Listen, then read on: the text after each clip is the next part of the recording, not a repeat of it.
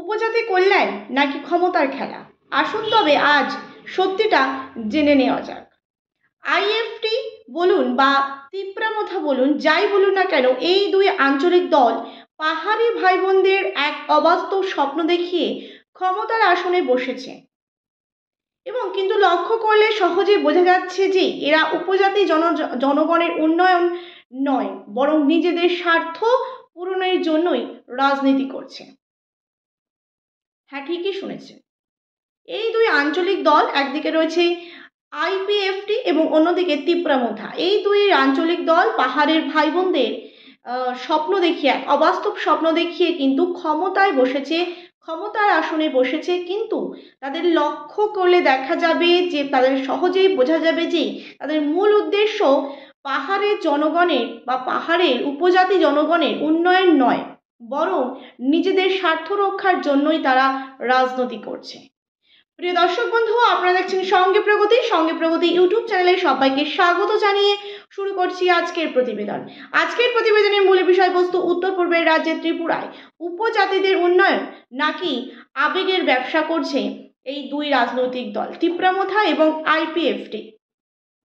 তার আগে জানিয়ে রাখি যে আরও 4টি পরিবারের মোট 25 জন বিজেপি ছাড়ল।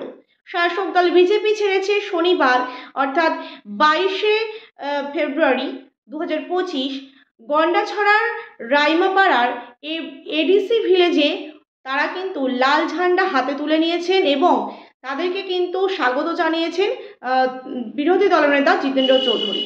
আরও একবার জানিয়ে রাখি যে 4টি পরিবার আবারও কিন্তু বিজেপি ছাড়লো উত্তর পূর্বের রাজ্যে ত্রিপুরায়। তারা কিন্তু 25 জন বিজেপি ছেড়ে সিপিআইএমে যোগদান করেছে গন্ডাছড়ায় রাইমাপাড়ার এডিসি ভিলেজে। সরাসরি হাতে তুলে নিয়েছে লাল ঝান্ডা এবং প্রতিশ্রুতি দিয়েছেন যে তারা লাল ঝান্ডার হয়েই কাজ করবে। প্রিয় দর্শক বন্ধু, আপনারা দেখছেন সঙ্গে প্রগতি ইউটিউব চ্যানেলে নতুন দর্শক হয়ে থাকলে অবশ্যই চ্যানেলটিকে সাবস্ক্রাইব করে পাশে থাকবেন। ভিডিওটি ভালো লেগে থাকলে অবশ্যই লাইক করুন, শেয়ার করুন, আপনাদের মতামত অবশ্যই কমেন্ট বক্সে কমেন্ট করে জানান। উপজাতি কল্যাণের ক্ষমতায় কিন্তু একটা খেলা চলছে উত্তর পূর্বের রাজ্যে ত্রিপুরায়। এই যে দলগুলোর কথা আমরা বললাম যে আইপিএফটি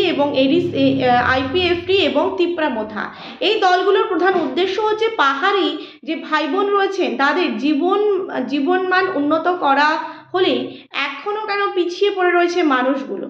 তাদের যদি মূল উদ্দেশ্য থাকতো যে স্বপ্ন পূরণ করা, তাদের এই যে পাহাড়ি যারা জনজাতি রয়েছেন তাদের জীবনযাত্রার মান উন্নয়ন করা, তাহলে কেন তারা এখনও পিছিয়ে পড়ে রয়েছে? এটা কিন্তু প্রশ্ন সরাসরি জনগণের কাছে। কেন উন্নয়নমূলক প্রকল্পগুলো থমকে আছে? কারণ এদের মূল লক্ষ্যই ছিল ক্ষমতা দখল করা। একবার পেছনে ফিরে যদি তাকান যে 2018 সালের আগে সিপিআইএম সরকার যখন ক্ষমতায় ছিল তখন উপজাতি ভাই বোনদের জন্য কি করেছিল সেগুলো আজকে আমি বিস্তারিত আলোচনা করব। এবং তারা প্রথমত দেখা যায় যে তাদের জন্য যে পড়াশুনো শিক্ষা ব্যবস্থার উন্নয়ন কিন্তু করেছিল। প্রথমত হোস্টেলের ব্যবস্থা, জীবিকার জন্য রাবার শিল্পের কিন্তু প্রসার। এখন দেখা যাচ্ছে 2025-এ দাঁড়িয়ে রাবার শিল্পকে ধ্বংস করার একটা প্রয়াস নিয়েছে বিজেপির নেতা কর্মীরাই। কারণ কদিন আগে আমরা দেখেছি যে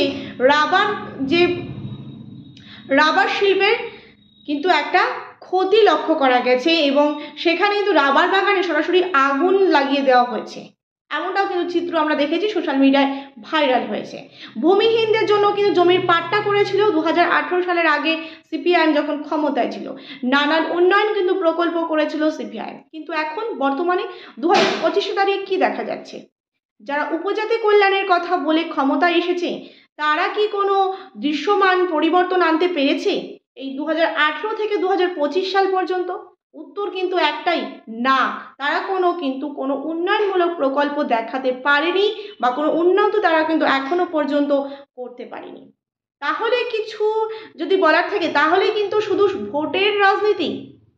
হ্যাঁ, সত্যি ঠিকই শুনেছেন যে এটা পুরো ভোটের রাজনীতি। পাহাড়ি ভাই বোনদের স্বপ্ন দেখিয়ে ক্ষমতায় বসা এই দলগুলোর কিন্তু আসল লক্ষ্য ছিল।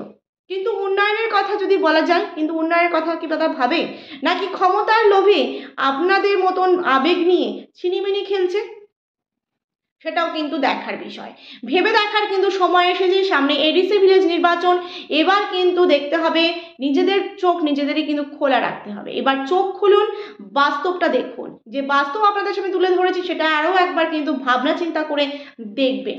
কারণ যে সামনেই কিন্তু এডিসি ভিলেজ নির্বাচন, তার আগে কিন্তু শুরু করে দিয়েছে বিজেপি থেকে তীব্রামথা সমর্থন তুলে নেবে, এই ধরনের কিন্তু বিভিন্ন রকম তারা কিন্তু ফাঁকা বুলি দিচ্ছে জনগণের সামনে। কারণ তারা জানেন যে তারা এতদিনে কোনো কাজ করেনি উন্নয়নমূলক। এদিকে পাহাড়ের জনজাতিরা কি করছে, কেউ বা গোপনে কেউ বা সরাসরি সিপিআইএমের ভরসা রাখছে। সেই কারণেই কিন্তু তীব্রামথা রাজনৈতিক দল বা আইপিএফটি বলুন, এদের মধ্যে একটা কিন্তু ভীতি কাজ করছে। প্রিয় দর্শক বন্ধু, আপনারা দেখছেন সঙ্গে প্রগতি ইউটিউব চ্যানেলে নতুন দর্শক হয়ে থাকলে অবশ্যই চ্যানেলটিকে সাবস্ক্রাইব করে যুক্ত থাকুন নতুন ভিডিওর আপডেট পাওয়ার জন্য। ভিডিওটি ভালো লেগে থাকলে অবশ্যই লাইক করুন, শেয়ার করুন। আপনাদের মতামত অবশ্যই কমেন্ট বক্সে কমেন্ট করে জানান। নতুন দর্শক হয়ে থাকলে চ্যানেলটিকে সাবস্ক্রাইব করতে কিন্তু একদমই ভুলবেন না।